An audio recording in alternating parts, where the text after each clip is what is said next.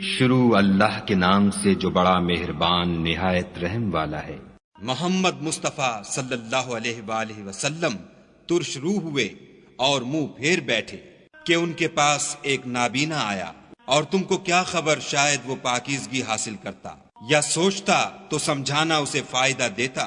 جو پرواہ نہیں کرتا اس کی طرف تو تم توجہ کرتے ہو، حالانکہ اگر وہ نہ سنورے تو تم پر کچھ الزام نہیں۔ اور جو تمہارے پاس دوڑتا ہوا آیا اور خدا سے ڈرتا ہے اس سے تم بے رخی کرتے ہو۔ دیکھو یہ قرآن نصیحت ہے، بس جو چاہے اسے یاد رکھے۔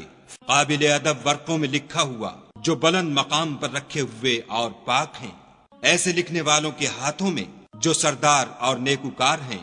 انسان ہلاک ہو جائے کیسا ناشکرا ہے۔ اسے خدا نے کس چیز سے بنایا؟ نطفے سے بنایا، پھر اس کا اندازہ مقرر کیا، پھر اس کے لیے رستہ آسان کر دیا، پھر اس کو موت دی، پھر قبر میں دفن کرایا، پھر جب چاہے گا اسے اٹھا کھڑا کرے گا۔ کچھ شک نہیں کہ خدا نے اسے جو حکم دیا اس نے اس پر عمل نہ کیا۔ تو انسان کو چاہیے کہ اپنے کھانے کی طرف نظر کرے۔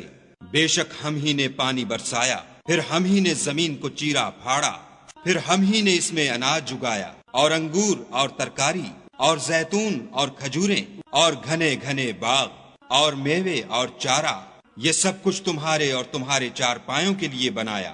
تو جب قیامت کا غل مچے گا اس دن آدمی اپنے بھائی سے دور بھاگے گا، اور اپنی ماں اور اپنے باپ سے، اور اپنی بیوی اور اپنے بیٹے سے۔ ہر شخص اس روز ایک فکر میں ہوگا جو اسے مصروفیت کے لیے بس کرے گا۔